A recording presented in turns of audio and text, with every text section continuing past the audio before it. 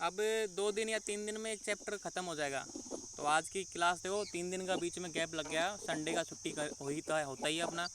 Monday को बारिश आ गई थी, फिर कल आवाज़ नहीं आ रही तो मैंने कल क्वेश्चन सोल्व कराए थे। कल की क्लास काउंट होगी, लेकिन बीच में मतलब 2 दिन का गैप हो गया। अब तक अपना सेकंड चैप्टर कंप्लीट हो जाता। कोई बात नहीं, अपने पास 3 मंथ का टाइम है, मैंने पहले ही बोला था, और कोर्स तो मैं पूरा कराऊंगा ही, तो आपको टेंशन लेने की जरूरत है नहीं। तो 5-2 हो गए, क्लास ये कितने स्टार्ट दिन में हो जाएगा सर? हो जाएगा। मैं 31 जुलाई 15 अगस्त तक करवा दूंगा कोर्स आपका ना।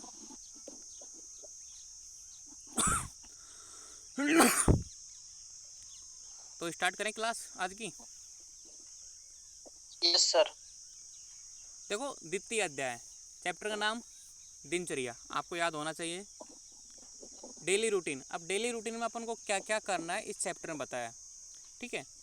तो चैप्टर 2, चैप्टर मतलब सेकंड, दिनचर्या। तो डेली रूटीन में क्या आता है भाई, सुबह उठो, उठने के बाद में दंत मंजन करो, दंत मंजन करने के बाद में अपने जो गंडूस कवल तांबुल वो करो, फिर व्यायाम करो, फिर अभ्यंग करो, मतलब जो भी होता है ना एकदम शरीर को स्वस्थ रखने के लिए, जो भी काम करना है शरीर को अच्छा रखने के लिए। फिर बाद में मन से जो काम करेंगे भाई, अच्छा बोलो, अच्छा कार्य करो, किसी का भला बुरा मत सोचो, ठीक है। कहीं घूमने जाओ, काम करने जाओ तो पगड़ी रख धारण करो, मतलब सब एक तरीके से अच्छी तरीके से बताया। कहाँ पे बैठना है, कहाँ पे नहीं बैठना है, वो जो डेली रूटीन का काम है ना वो बताया इस चैप्टर में।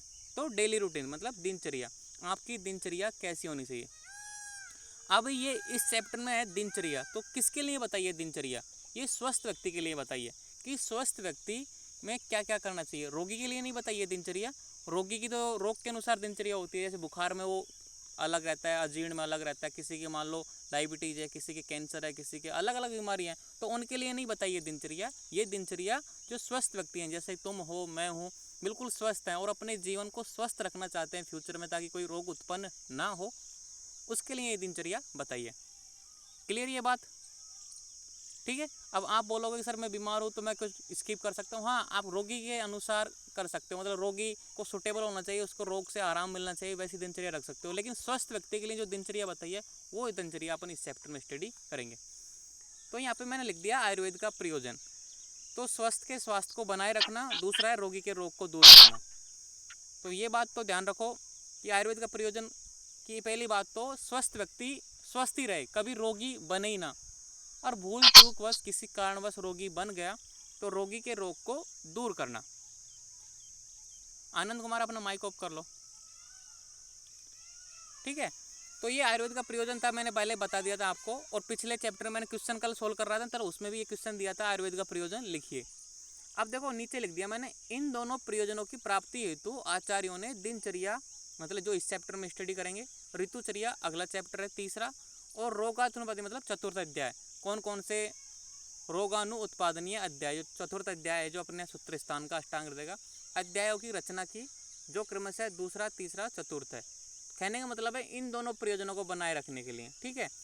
तो दूसरा तीसरा चतुर्थ अध्याय की स्थापना की सूत्र स्थान में, और इन दोनों में से भी कौन सा मुक्त है, पहला कि स्वस्थ के स्वास्थ्य की कभी बीमारी ना पड़े, आपको क्या क्या करना है, डेली क्या करना है, ऋतुओं के अनुसार क्या करना है, और कौन से वेग धारण करने हैं कौन से नहीं करने हैं जिनसे रोग उत्पन्न होते हैं, वो तो ताकि स्वस्थ व्यक्ति स्वस्थ बना रहे। तो पहला जो प्रयोजन है उसके लिए दूसरा तीसरा चतुर्थ अध्याय।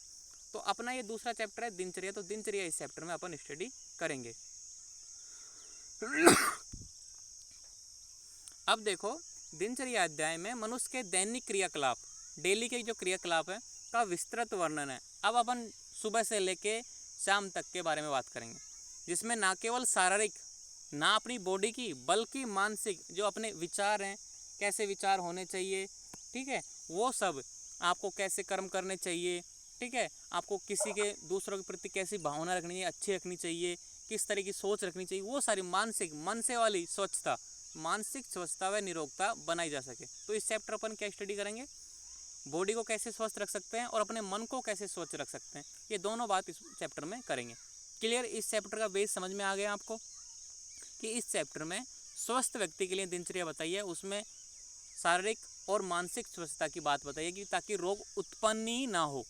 तो पहला प्रयोजन क्या था, स्वस्थ के स्वास्थ्य को बनाए रखना। तो ये पहले प्रयोजन की सिद्धि में दूसरा तीसरा और चतुर्थ अध्याय, तीनों अध्याय महत्वपूर्ण है, तो इसमें आज अपन दूसरा अध्याय स्टार्ट कर रहे हैं। अब पहला टॉपिक है इसका ब्रह्म मुहूर्त। अब ब्रह्म क्या है, पहली बात तो ब्रह्म मुहूर्त तो बाद में जाने के पहले ब्रह्म क्या है, तो मैंने ब्रह्म की परिभाषा यहाँ लिखी है। ब्रह्म ज्ञान, अध्ययन या मोक्ष संबंधी ज्ञान के उपयुक्त मुहूर्त यानी टाइम को ब्रह्म कहते हैं। कि ऐसा टाइम जिसमें अपन को ज्ञान आसानी से प्राप्त हो जाए, अगर स्टडी करे तो अध्ययन अच्छी तरीके से समझ में आ जाए, और मोक्ष जैसे भक्ति करे, कोई मन किसी ओमकार का मंत्र करो या किसी की मतलब पूजा करो, किसी के तप लगाओ, ध्यान लगाओ, समाधि लगाओ, तो वो आसानी से लग जाए, मतलब एकदम शांत और क्लीन वातावरण, तो वो होता है ब्रह्म। तो मतलब ऐसा टाइम जिसमें ज्ञान, अध्ययन, मोक्ष आसानी से प्राप्त हो जाए उसको बोलते हैं ब्रह्म। अब मुहूर्त यानी टाइम। अब देखो ब्रह्म मुहूर्त क्या है, कौन सा टाइम है, रात्रि के अंतिम पहर का अंतिम मुहूर्त। अब यहाँ पे लिख दिया रात्रि के अंतिम पहर का अंतिम मुहूर्त, अभी भी समझ में नहीं आएगा क्योंकि अभी ये अंतिम पहर क्या होता है आपको यही पता नहीं, मतलब लास्ट पड़ाव, जब रात समाप्त होने वाली होती है और दिन उगने वाला होता है, वो होता है लास्ट पड़ाव। तो अंतिम प्रहर, उसका भी अंतिम मुहूर्त, मतलब लास्ट की 45 मिनट जब सूर्य उगने वाला होता है, उससे पहले की जो 45 मिनट होता है ना, वो होता है ब्रह्म मुहूर्त। अब आगे देखो, समझो इसका मीनिंग क्या है। अपने क्यों आया कि सिंपल सी बात है कि दिनचर्या कहाँ से स्टार्ट होगी, अपने उठने से। तो कहने का मतलब है इसका कि आयु की रक्षा। अब आयु आप समझ गए, मतलब अपनी लाइफ, अपने जीवन को बढ़ाना चाहते हो, अगर अपने जीवन को अच्छा बनाना चाहते हो तो आयु की रक्षा के लिए, ताकि आपको जल्दी बुढ़ापा ना आए। सुमित अपने माइक ऑफ रखो ना, जो बच्चा माइक को ऑफ रखो, सभी बच्चे, जब आपको कोई डाउट हो तब ऑन किया करो माइक को। तो आयु की रक्षा मतलब जीवन, जो लाइफ है उसको अच्छी बनाने के लिए, ठीक है, आपकी जल्दी बुढ़ापा ना आए या फिर मतलब आपका शरीर स्वस्थ रहे, तो उसके लिए क्या करना चाहिए, आयु की रक्षा के लिए ब्रह्म मुहूर्त में उठना चाहिए। अब ये कौन सा टाइम है ब्रह्म मुहूर्त, आप समझ गए, ब्रह्म यानी समझ गए कि भाई ऐसा टाइम जिसमें अपन को ज्ञान, अध्ययन, मोक्ष आसानी से प्राप्त हो। मुहूर्त यानी हो जाता है टाइम। अब ब्रह्म मुहूर्त क्या है, तो मैंने यहाँ बता दिया रात्रि के अंतिम पहर का अंतिम मुहूर्त। अब ये भी समझ में नहीं आया आपको, तो फिर आगे मैंने लिख दिया भाई आयु की रक्षा के लिए ब्रह्म मुहूर्त में उठना चाहिए। हाँ, ये बात तो समझ में आ गई भाई, ब्रह्म मुहूर्त में उठना चाहिए, लेकिन टाइम तो बताओ कब उठें। सूर्य उदय से 2 मुहूर्त यानी 90 मिनट पहले ब्रह्म मुहूर्त होता है। कहने का मतलब है जैसे कि सूर्य 6 बजे उग रहा है, तो उससे 90 मिनट पहले, मतलब 4:30, 5, 5:15, 5:30, 6 बजे तक आपको उठ जाना चाहिए। कहने का मतलब है सूरज उगने से 90 मिनट पहले के टाइम में आपको उठ जाना चाहिए। तभी तो बोलते हैं ना, सूर्य उदय से पहले व्यक्ति को जग जाना चाहिए। क्यों जग जाना चाहिए, क्योंकि वो ब्रह्म मुहूर्त होता है। ब्रह्म मुहूर्त में क्या होता है, अपन को ज्ञान, अध्ययन, मोक्ष, इसके लिए अपन एकदम शांत रहती है, अपन उठ के बहुत सारे काम कर सकते हैं, मन शांत रहता है, मौसम साफ रहता है, मतलब एक तरह की बहुत सारी सुविधाएं मिलती हैं अपन को। कहने का मतलब है, अब मान लो सूरज 5:30 बजे उग रहा है, तो उससे 90 मिनट पहले, सूरज 6 बजे उग रहा है तो उससे 90 मिनट पहले। ये ऐसे नहीं कि एग्जैक्ट 90 मिनट पहले, मतलब उसके दरमियान बीच में कभी भी उठ सकते हो आप, मतलब सूर्य उदय से पहले आपको उठना है। ऐसे भी नहीं है कि 3 बजे उठ जाओ कि भाई मैं सूर्य उदय से पहले 3 बजे उठ गया, ऐसे भी नहीं करना। 90 मिनट ये होता है कि भाई सूर्योदय से 2 मुहूर्त पहले ब्रह्म मुहूर्त होता है, तो एक मुहूर्त का टाइम होता है 45 मिनट।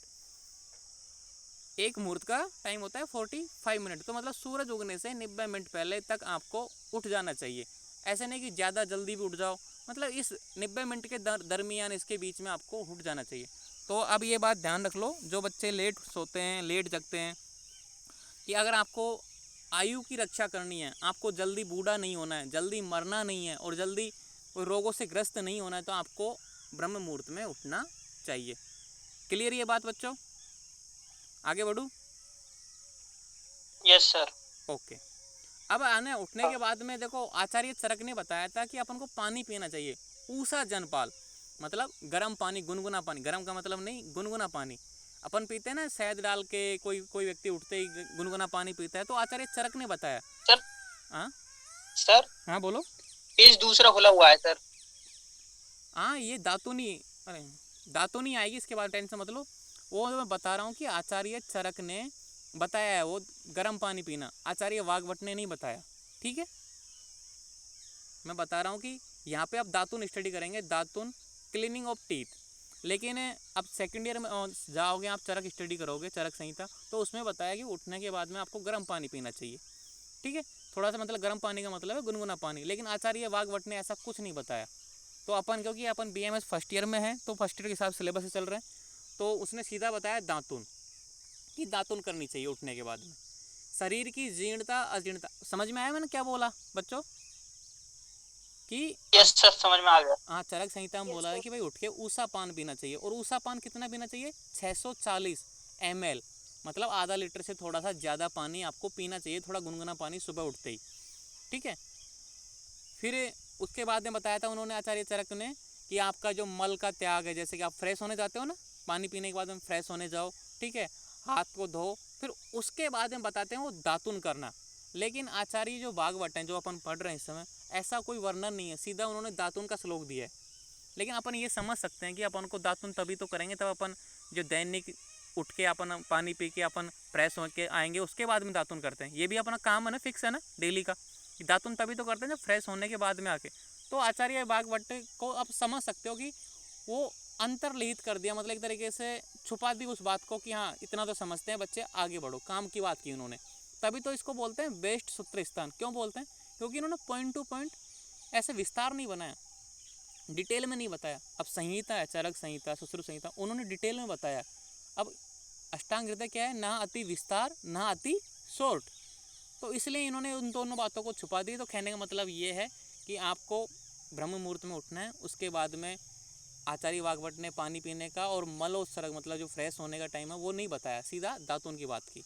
तो मैं यही बता रहा हूँ, तो इन्होंने दातुन की बात की तो अपन दातुन पर ही चल रहे हैं, क्योंकि नोट्स मैंने सिलेबस के अनुसार बनाया। अब मैं यहाँ पे बता दूँ, ऊषा पान बता दूँ, आपको मल का त्याग करना बता दूँ, तो आप तो कन्फ्यूज हो जाओगे कि फिर डिफरेंस क्या। क्वेश्चन यही तो आता है PG में, किस आचार्य ने क्या बताया। तो जो श्लोक जो किताब में है उसी के अनुसार अपन चलेंगे। तो दातुन मतलब दंत धावन, मतलब दांतों को धोना, एक तरह से साफ करना, क्लीनिंग ऑफ टीथ। दातुन तभी तो करते हैं, तो मैंने देखो इंग्लिश में मेंशन कर दी। शरीर की जीर्णता और अजीर्णता, देखो यहाँ पे दो वर्ड हैं, जीर्णता और अजीर्णता। जीर्णता यानी होता है बीमारी, ठीक है, कोई मान लो कोई बीमारी है आपके शरीर में, और अजीर्णता मतलब एक तरीके से स्वस्थ हो, मतलब कोई एक तरीके से, ठीक है।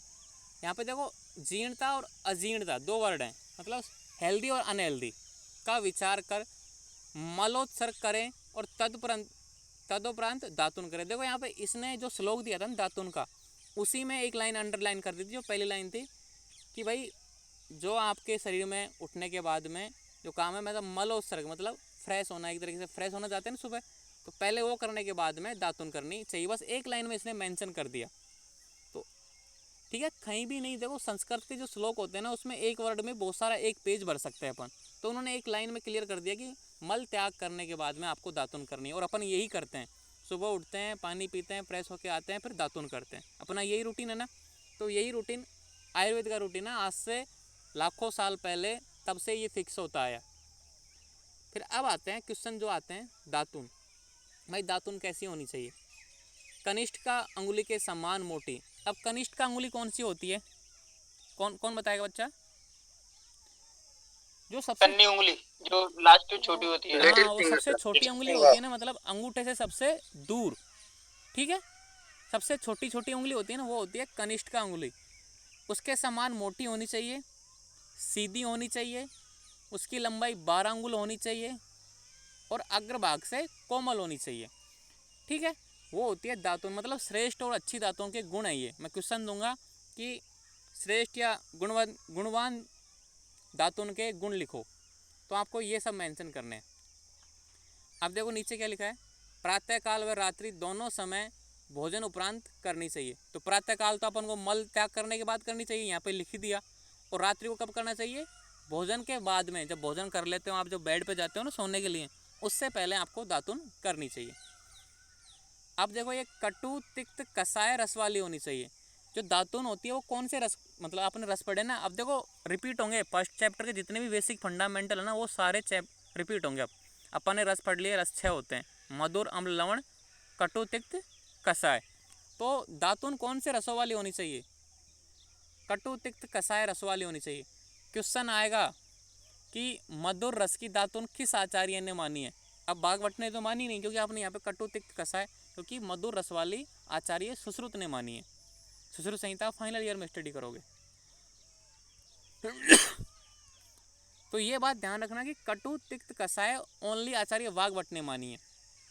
क्वेश्चन आएगा कि कटु तिक्त कषाय ओनली किस आचार्य ने मानी, तो आपको पता होना चाहिए कि भाई वाग्भट ने मानी है। क्लियर ये बात।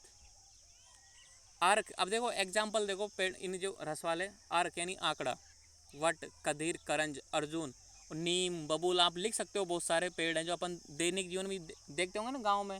नीम का पेड़ तो देखा होगा आपने। नीम का रस क्या है? तिक्त, तिक्त आया इसमें। बबूल का रस क्या है? तिक्त, इसमें देखो तिक्त है। तो कटु तिक्त कषाय, तो अर्क, वट, खदीर, करंज, अर्जुन, इन सब वृक्षों की होनी चाहिए। कहने का मतलब ये है, अगर आपके आसपास ये पेड़ हैं, आंकड़े का, वट का, खदीर का, करंज का, अर्जुन का, ये पेड़ों के नाम है, ठीक है। आप सेकंड ईयर में इनके नाम, इनके लैटिन नाम, इनके रस, गुण, वीर, ये सारे सीख जाओगे। टेंशन लेने की जरूरत नहीं है, ठीक है। अभी तो बस इतना याद कर लो। इसमें अगर नीम भी आप ऐड कर सकते हो, बबूल भी आप ऐड कर सकते हो, लेकिन श्लोक में ये दे रखे हैं मुक्त है, क्योंकि क्वेश्चन इन्हीं के नाम से आता है। वो तो नीम भी तिक्त का है, इसलिए नीम लिख सकते हो, बबूल आप लिख सकते हो, ठीक है। लेकिन श्लोक में ये पेड़ दे रखा है, इसलिए मैंने इनको मेंशन किया है। तो अर्क, वट, खदीर, करंज, अर्जुन, इन वृक्ष की होनी चाहिए। अब इस जो टॉपिक है दातुन का, उसमें एक टॉपिक मिस रह गया कि दातुन निषेध। मैं इसको कल मेंशन कर दूंगा, मैं इसको शायद मेंशन करना ही भूल गया कि दातुन किसे नहीं करनी चाहिए, और वो इम्पोर्टेंट है। चलो मैं यहाँ पे ऐड कर दूंगा दातुन किसे नहीं करनी चाहिए। और मुझे भी परफेक्टली याद नहीं है कौन से रोगों में, जैसे अजीर्ण है, अजीर्ण में दातुन नहीं करनी चाहिए, ठीक है। किसी व्यक्ति को कॉन्स्टिपेशन है, ठीक है, खाना नहीं पच रहा, अग्निमंद है, तो उसको दातुन नहीं करनी चाहिए। मैं यहाँ पे कल मेंशन कर दूंगा कि दातुन निषेध किसे है। तो यहाँ पे मैं ये रोग लिख दूँगा, जो खाली लाइन है ना जगह यहाँ पे, वो मैं यहाँ पे मेंशन कर दूंगा। मैं टेंशन लेने की जरूरत नहीं है। मेरे को अभी अचानक से ध्यान आया जब क्वेश्चन माइंड में आया ना कि इंपॉर्टेंट क्वेश्चन तो मैंने लिखा है नहीं यहाँ पे कि दातुन निषेध किसे है, दातुन किसे नहीं करनी चाहिए। अपन बोलते हैं ना कि यार मैं तो बीमार हो गया इसलिए मैंने 2-3 दिन से दातुन नहीं की, तो कौन कौन से रोगों में आपको दातुन नहीं करनी है वो इम्पोर्टेंट है।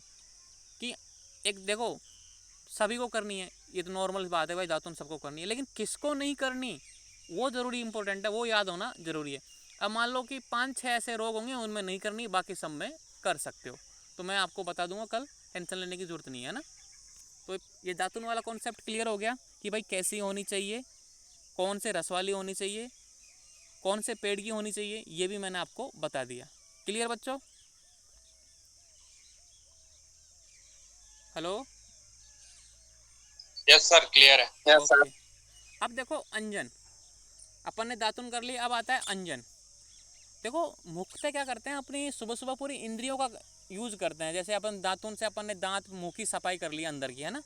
अब अंजन से क्या करेंगे, आंखों की सफाई करेंगे। मतलब काजल लगाते हो ना, कोलारियम, मतलब एक तरीके से काजल, लड़कियां लगाती हैं ना काजल आजकल, देखा होगा आपने, ठीक है।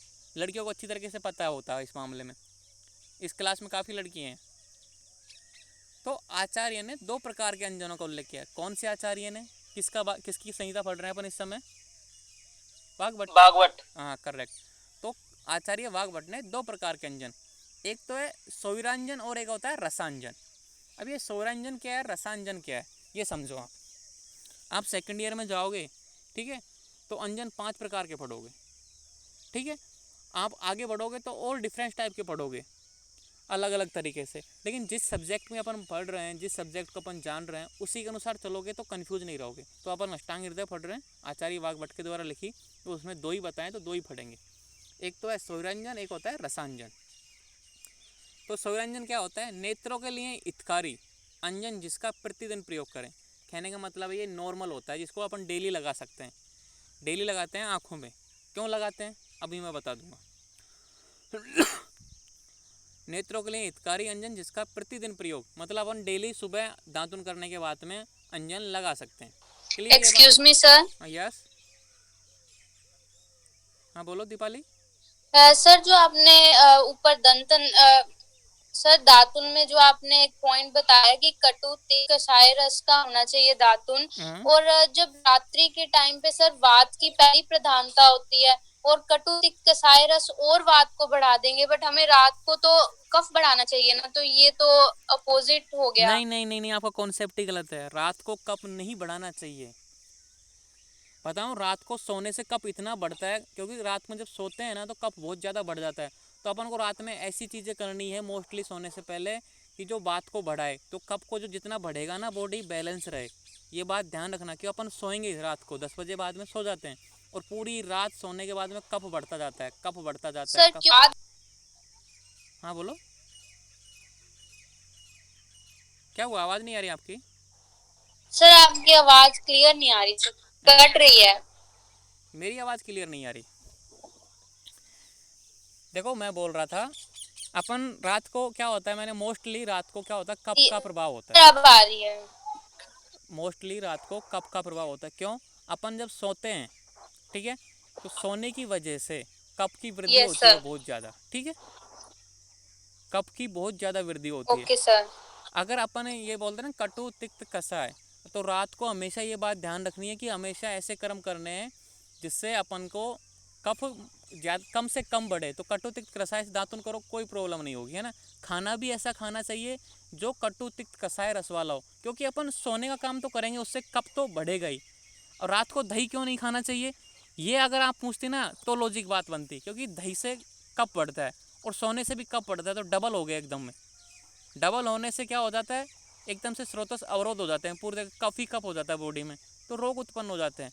लेकिन यहाँ पे तो अपोजिट है, उल्टा मेंटेन करने के लिए ये अच्छी बात है कि कटु तिक्त कसाय रस की अपन दातुन करें, जिससे कफ का बैलेंस रहता है हमेशा। क्लियर बात? ये कॉन्सेप्ट है। Okay sir. सर और जो आपने सुश्रुत जी ने बताया कि मधुराम लवण दातुन का प्रयोजन करना चाहिए, फिर उधर नहीं, तो फिर बात सुश्रुत ने ये अपोजिट हो नहीं बताया जाएगी। कि मधुर अम्ल लवण का प्रयोग करना चाहिए। उन्होंने ये बताया कि एक पेड़ है महुआ, महुआ के नाम से एक पेड़ आता है ना, मधुक या महुआ, वो मधुर रस का होता है, उसकी भी अपन दातुन कर सकते हैं। उसने एक ही पेड़ मेंशन किया है, आचार्य सुश्रुत ने एक पेड़ मेंशन किया है मधुर रस का, कि जैसे इसमें बताया ना अर्क वट खदीर करंज अर्जुन, है ना, जैसे उन्होंने श्लोक में एक मधुक या महुआ के नाम से एक पेड़ आता है उसका मेंशन किया कि इसकी भी अपन दातुन यूज कर सकते हैं, ठीक है। उन्होंने एक पेड़ मेंशन किया, अपन उन्होंने बताया नहीं कि ये करना सर चाहिए, और एक यस सर। ठीक है, कि अपन अगर ओके ये सर। पेड़ सर में। और एक लास्ट डाउट की अगर बात की। हाँ बोलो, यस सर। क्लियर हो गया डाउट सर आप? अगर वात की मात्रा अगर बड़ी होगी तो उससे हमें ये नींद नहीं आएगी, ये तो दिक्कत नहीं होगी कि वात अगर बढ़ा होगा तो?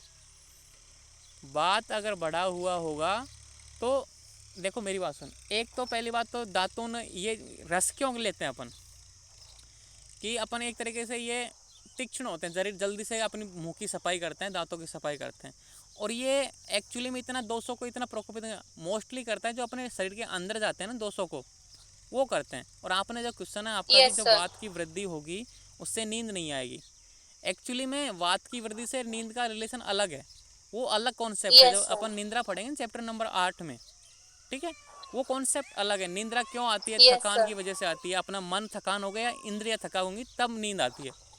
दोषों की वजह से नींद नहीं आती।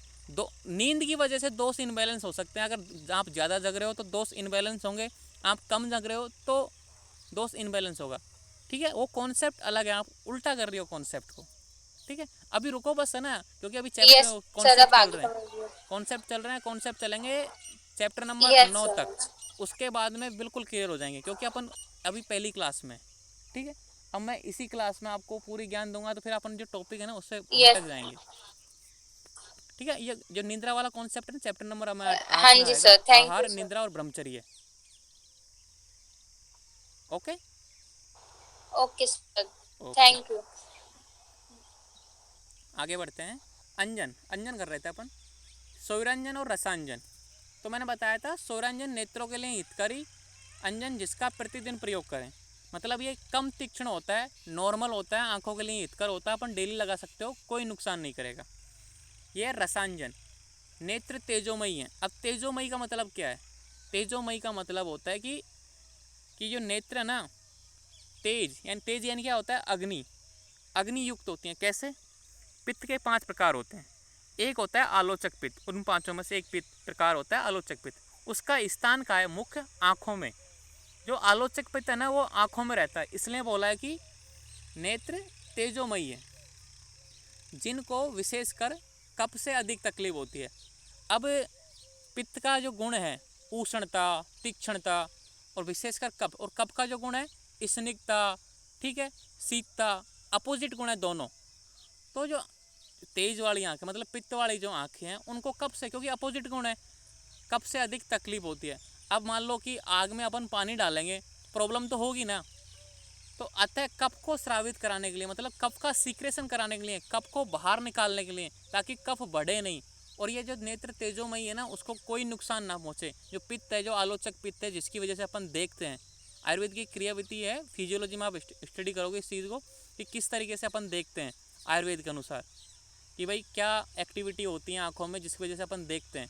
मॉडर्न में तो आपने पढ़ी होगी भाई ऑप्टिक नर्व, ये जो भी नर्व का सिस्टम है, लेकिन आयुर्वेद के अनुसार भी होती है। तो ये बोलता है कि नेत्र तेजोमयी है, मतलब आलोचक पित्त का स्थान है जिसको विशेषकर कफ से अधिक तकलीफ होती है। मतलब अब पित्त और कफ के अपोजिट गुण है, कफ को स्रावित, इसलिए वो कफ को बाहर निकालता रहना चाहिए टाइम टाइम से, ज़्यादा इकट्ठा नहीं होना चाहिए आंखों में। तो कफ को स्रावित कराने के लिए रसांजन, तभी तो अपन काजल लगाते तब आंसू आ जाते हैं ना, देखा होगा आपने। जब एकदम ऐसा ना चपरा लग गया आंखों में, आंखें बंद कर लेते हैं और आंसू आने लग जाते हैं। आपने लगाई होगी, किसी स्टूडेंट ने लगाई होगी काजल, लगाई है कि नहीं लगाई, कि वही तो बोलो। नहीं लगाया सर। हाँ सर। लगाई है ना। तो ये बोल रहा है कि सर लगाई है। हाँ, तो कप को अब जब शादी होती है, जब दूल्हा और लगवाते हैं तो उस समय उसको बहुत जलन होती है, गाँव में लगाते हैं। तो जिसकी शादी हो गई उससे पूछना कि भाई काजल लगवाते हैं तब कितना आंसू आते हैं, तो बोलते हैं आते हैं कप को स्रावित, मतलब सीक्रेशन करने के लिए, रसांजन का एक तरीके से सफाई हो जाती है, एक तरीके से जो भी वो गंदगी थे ना, जो कप था जमा हुआ तो बाहर निकल जाता है। अतः कप को स्रावित करने के लिए रसांजन का प्रयोग 7 रात्रि में एक बार करें, मतलब 7 दिन में एक बार रसांजन लगाओ, क्योंकि ये तीक्ष्ण होता है, बहुत ज़्यादा चुभता है आँखों में, एक तरीके से आँखों में जलन सी पैदा कर देता है, मतलब क्यों पूरा स्रावित करेगा, मतलब तीक्ष्ण होता है ये रसांजन। लेकिन सौरांजन क्या होता है, नॉर्मल होता है, डेली यूज कर सकते हैं। तो कहने का मतलब है अतः मनुष्य, तो ये दोनों तो अलग सर, तो सभी रंजन और रसांजन ये दोनों तो अलग चीज हुई ना, तो काजल ही कैसे कहेंगे? रसांजन का देखो मतलब तो काजल 5 धुआं होगा प्रकार के ना। होते हैं, मैंने क्या बताया, 5 प्रकार के काजल होते हैं। ये तो अपन 2 ही प्रकार के पढ़ रहे हैं अभी, 5 प्रकार के पढ़ोगे आप, फिर 7 प्रकार के पढ़ोगे आप। अलग अलग कॉस्मेटिक, अपन बोलते हैं ना कि दूध है, अमूल का दूध है, सरस का दूध है, आप तो बोलोगे दूध दूध होता है, डिफरेंस तो है ना दोनों में, एक मिल्क वाला है, एक टोंड वाला मिल्क है। समझ रहे हो मैं बात क्या बोल रहा हूँ। गुणों की भी अपन बोलते हैं ना, गेहूँ है, गेहूँ तो गेहूँ है, लेकिन आप बोलोगे ये बास, मतलब एक तो ब्रांडेड गेहूँ है, एक नॉर्मल गेहूँ है, ये गांव का गेहूँ है, ये शहर का गेहूँ है, ठीक है। अब जैसे अपन ही देख लेते हैं ना, आप बोलोगे ये मानव है, सारे मानव है भाई, मानव है, मानी अपने बात, ये मानव है, लेकिन सब अलग अलग है ना, इसका नेचर अलग है, उसका नेचर अलग है, उसका नेचर अलग है। वैसे ही काजल है, लेकिन सबके गुण धर्म अलग अलग है। क्लियर बात। किसी भी चीज़ की एक जगह क्वालिटी नहीं हो सकती, सब में डिफरेंस मिलेगी अगर वर्गीकरण किया है ना। जैसे आप बोलोगे कि प्लास्टिक होते हैं, सब प्लास्टिक हैं, तो एक अलग है, एक तो पीवीसी है, एक नॉर्मल प्लास्टिक है, ठीक है। वैसे ही है ये नॉर्मल है, मतलब इसमें जो गुण है ना वो नॉर्मल रहते हैं कि हाँ डेली यूज़ कर सकते हैं। जो मान लो कोई व्यक्ति 7 से 8 दिन तक काजल लगाया नहीं और उसको एक दिन में ही सफाई करनी है आँखों की, तो वो रसांजन लगाएगा। वो 7 दिन का काम एक टाइम पे कर देगा, ये 7 दिन तक लगातार करेगा। क्लियर बात। तो अगर इसका ज़्यादा यूज़ करोगे रसांजन का डेली सा, तो आंखें ख़राब हो जाएंगी क्योंकि ये तीक्ष्ण है। लेकिन इसका यूज़ करोगे सौरांजन का तो कोई इफेक्ट नहीं पड़ेगा, नॉर्मल उल्टा सही रहेगा। और बेस्ट यही है सौरांजन। एक तरीके से इसको ऐसे समझ लो, देखो मैं बताऊँ, जो एग्जाम्पल दूंगा ना बहुत बेकार एग्जाम्पल है, लेकिन समझ लो। इसको मान लो जैसे कि ये इंजेक्शन है एलोपैथी का, इंजेक्शन लगाया तुरंत ठीक हो गया। और अपनी आयुर्वेदिक दवाई क्या है, सौरांजन, धीरे धीरे ठीक होगा। लेकिन अब अच्छा क्या है, यही तो है सौरांजन। रसांजन का ज़्यादा यूज़ करोगे तो नुकसान पहुंचेगा, इंजेक्शनों का ज़्यादा यूज़ करोगे तो नुकसान पहुंचेगा। समझ रहे हो मैं क्या बोलना चाह रहा हूँ। Yes sir. ओके, समझ जाया करो, बता दिया करो मेरे को, नहीं तो मैं तो रुकता ही नहीं हूँ, बोलता शुरू हो जाता हूँ ना, तो बोलता ही जाता हूँ। अतः मनुष्य को प्रतिदिन सौरांजन व हर 7 रात्रि में एक बार रसांजन का प्रयोग करना चाहिए। कहने का मतलब यह है, आपको डेली तो सौरांजन और 7 दिन में एक बार रसांजन का प्रयोग करना चाहिए। अब मैं इतना बड़ा हो गया, सच बताऊं तो मैंने कभी काजल नहीं लगाई, और जिस दिन लगाऊंगा तो उतने आंसू आएंगे बहुत ज़्यादा, क्योंकि हमारे घर। सर शर्मिष्ठा, हाँ बोलो। हाँ सर, एक चीज बोलना बहुत जरूरी है इस बारे में। ये जो सौविरंजन और रसनांजन के बारे में जो ने आचार्य वाग्भट में लिखा है ये, लेकिन हम स्टूडेंट्स लोगों को ये गलतफहमी नहीं रहना चाहिए कि ये मार्केट में मिलने वाली काजल है। ये जो नहीं नहीं काजल नहीं से नहीं, बनती थी वो ये अलग एक है। मिनरल से बन एक सर मुझे थोड़ा सा फिनिश करने दीजिए, थोड़ा सा काइंडली। हाँ ये जो काजल बनती थी वो काजल अलग चीज से बनता था, एक अलग मिनरल से बनता था जिसका नाम है एंटीमोनी। आज इंडिया में कहीं पर भी नहीं मिलता है, जिस थोड़ा थोड़ा मिलता है जिसको सुरमा बोला जाता है, लेकिन उसमें भी बहुत लेट कंटेमिनेशन रहता है। तो करेक्ट। रोज काजल हम लोग लेडीज जो लगाते हैं काजल मार्केट में, कितना भी महंगा हो वो सौविरंजन नहीं है और उसको हमको स्ट्रिक्टली अवॉइड करना चाहिए सर। करेक्ट यही बताना था सर। ये मैंने लास्ट ईयर में आपको बताया था, डिटेल में बात हुई थी अपनी, मुझे आज भी याद है। हमने बताया था कि जो जो सुरमा है ना एक्चुअली में जो ओरिजिनल है, जिस वजह से जो आचार्यों ने बताया ना कैसे बनता है, उसकी जो क्रिया विधि है पूरी, ठीक है, वो एक्चुअली में उपलब्ध होता ही नहीं है। आजकल कॉस्मेटिक आता है, कॉस्मेटिक तो कितना नुकसानदायक होता है आपको पता ही है ना, कि आप कितनी कोशिश कर लो जो नेचुरल चीज़ तो मिलती ही नहीं है। उसमें इंग्रेडिएंट मिलाते हैं अलग अलग तरह के, उसको अच्छा बनाने की कोशिश करते हैं, लेकिन वो जो क्वालिटी है ना जो आचार्यों ने बताई थी उस क्वालिटी पे पहुंच ही नहीं पाते अपन। जैसे कि सर वो मिनरल इंडिया में मिलता ही नहीं है। इंडिया में मैं जियोलॉजिस्ट से मैंने खबर लिया, इंडिया में उसका रॉ मटेरियल आज मिलता ही नहीं है। जो बाजार में मिलता है वो टोटल डुप्लीकेट है और उससे आंख का नुकसान ही होगा सर। इसीलिए आपने बोला था सिखाए थे, इसलिए लास्ट ईयर। हाँ यही मैं बता रहा हूँ कि प्रॉब्लम ये है कि अपन जैसे जितनी भी शुद्ध प्राकृतिक चीज़ें हैं ना, जैसे कि उनसे ही होना चाहिए, आपको पता होना चाहिए कि भाई ये शुद्ध है। कितनी जो ब्रांड आते हैं आजकल प्रचार करते हैं कि भाई ये 100% आयुर्वेदिक, 100% शुद्ध, और आजकल तो आयुर्वेद का नाम ऐसे यूज़ करते हैं जैसे फोकट में मिल रहा हो ना आयुर्वेद का नाम, वैसे यूज़ करते हैं। तो ज़्यादा से ज़्यादा ये होगा कि आप चीज़ों को समझो, परखो, फिर यूज़ करो, है ना। और मैं अभी ये बताऊँ इतनी बातें क्यों नहीं करता, क्योंकि फिर मैं एक बार शुरू हो जाता हूँ रुकता नहीं हूँ, बोलता बोलता जो अपन टॉपिक से हट जाते हैं फिर। और बहुत से बच्चे होते हैं जो बस पॉइंट टू पॉइंट क्लियर करना चाहते हैं, लेकिन फिर भी अपन बहुत सी बातें करेंगे। हम डॉक्टर बनेंगे तो हमारे लाइफ में अगर हम उसको यूज नहीं करेंगे तो दूसरों को ज्ञान कैसे दे सकते हैं? वो ज्ञान तो खुद पे होना चाहिए ना सर। इसलिए हाँ, तो आप जितना भी बोलते हैं वो हमको पूरा डिटेल में पता होना चाहिए सर। Okay okay okay. तो वैसे भी आजकल तो ना बहुत सारी चीज़ें आंखों के लिए अपन है ना, नॉर्मली आंखों को शुद्ध रखने के लिए तर्पण भी यूज़ कर सकते हैं, महीने में 2 बार, मतलब 2 महीने में 1 बार करा लो, ठीक है। नॉर्मल भी शुद्ध आंखों के लिए तर्पण से भी एकदम बेस्ट रह जाती है, एकदम अच्छी तरीके से। तर्पण स्वस्थ व्यक्ति भी करा सकता है। वो सारी चीज़ें अपन आगे भी स्टडी करेंगे, चैप्टर नंबर 24 है, ठीक है। आश्चोदन विधि है, तर्पण पुटपाक विधि है, वो तो बहुत सारी चीज़ें हैं, ठीक है। और अभी अपन डिस्कस करते हैं तो क्या करते हैं कि बच्चे अभी दूसरा चैप्टर चल रहा है, बेसिक क्लियर कर रहे हैं अपन। 8 चैप्टर तक ना अष्टांग का पूरा बेसिक है। जब 8 चैप्टर ख़त्म हो जाएंगे उसके बाद में एकदम स्मूथली चलेंगे अपन, क्योंकि वहाँ पे पूरा फंडामेंटल क्लियर हो जाता है। फिर अपन सारी बातें कर सकते हैं, कोई सा भी टॉपिक उठा के अपन डिस्कस कर सकते हैं, ठीक है। अब देखो नस है, अपन को क्या करना चाहिए, नस। अब देखो विस्तार से वर्णन अध्याय नंबर 20 में बस आचार्य ने नाम दिया है सेकंड चैप्टर में ओनली नस का। नासा मार्ग से दी गई औषध, आप जानते हो नासा मार्ग से, नासा मार्ग में मतलब अणु तेल डालते हैं, 2-2 बूंदे डालते हैं, मतलब ऐसे। तो इसका जो विस्तार से वर्णन है अध्याय नंबर 20 में दिया गया है। बस आचार्य ने अभी सेकंड चैप्टर में इसका नाम दिया है नस। तो घबराने की ज़रूरत नहीं है, नस क्या है, किसको करना चाहिए, कैसे होता है, इसका बस मीनिंग समझ लो। नासा जो अपने नोस्ट्रिल छिद्र है ना, उनसे औषध प्रवेश कराई जाती है, उनसे 2-2 बूंद, 1-1 बूंद औषध प्रवेश कराई जाती है, मतलब औषध डाली जाती है। जैसे आंखों में डालते हैं ना ड्रॉप, वैसे ही नाक के छिद्रों में ड्रॉप डाली जाती है, ठीक है। वो होती है नस, नावन। तो इसका वर्णन है 20 नंबर चैप्टर में, डिटेल में स्टडी करेंगे, घबराने की जरूरत नहीं है।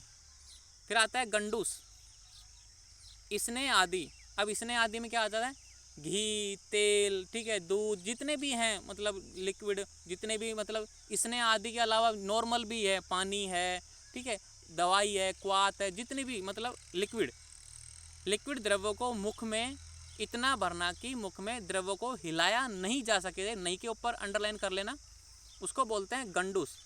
तो आपको ऐसे मटकी सी बन जाती है ना, पानी भर लेते हैं बच्चे और मटकी सी बना लेते हैं।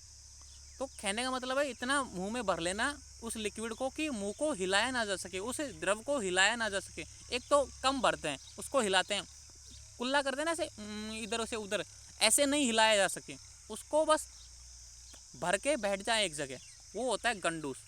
तो नस करना है फिर गंडूस करना है, किसके बाद में, अंजन के बाद में नस। गंडू समझ में नहीं आया सर। गंडूस का मतलब आपने कभी मटकी वाला गेम खेला बच्चों के साथ, उसमें पानी मतलब एकदम लिक्विड, कोई सा भी लिक्विड, चाहे वो इसने वाला हो चाहे नॉन इसने हो, ठीक है, उसको मुंह में भर लो, मुंह में कितना भर लो, फुल भर लो मुंह को, कि जरा से भी जगह ना बचे, और मटकी सी बन जाती है ना मुंह के अंदर, उसको हिला ना सके, कोई भी लिक्विड है उसको मुंह में हिलाना नहीं है, बस पूरा भर लो, फुल भर के एकदम बैठे रहो 5 मिनट तक 7 मिनट तक, वो होता है गंडूस। ठीक है, ये अपन चैप्टर नंबर 22 में डिटेल में स्टडी करेंगे, अध्याय 22। भाई अभी नाम दिए हैं आचार्य जो भागवतन अभी नाम दे रहा है इनका, मतलब बेस बना रहा है, तभी तो बोल रहा हूँ अभी बेसिक क्लियर कर रहे हैं अपन। तो नस और गंडूस, किसके बाद में, अंजन के बाद में नस करना है और गंडूस करना है। ठीक है, अब आज की क्लास यहीं पे करते हैं, कल करेंगे अपन धूमपान। ठीक है, यहाँ से स्टार्ट करेंगे। Okay sir. और गंडूस को मैं समझा दूंगा दोबारा से, है ना। ठीक है sir, thank you. Thank you. Sir ये चैप्टर कितने दिन में खत्म हो जाएगा सर? कल खत्म हो जाएगा ये। सर 5 चैप्टर का हमारा कॉलेज में सर टेस्ट है, इसलिए बोल लेते। नहीं कल खत्म हो जाएगा, ठीक है ना। थैंक यू आज की क्लास के लिए। और अपनी अभी एक Okay, sir, class thank you. एक आवर्स की क्लास लगेगी, मैं बस कॉलेज पहुंच जाऊँ, मैं अब जाने वाला हूँ, 2-3 दिन में कॉलेज है ना, फिर वहाँ पे फिर वहाँ पे लेंगे अपन एक और क्लास। ठीक है ना।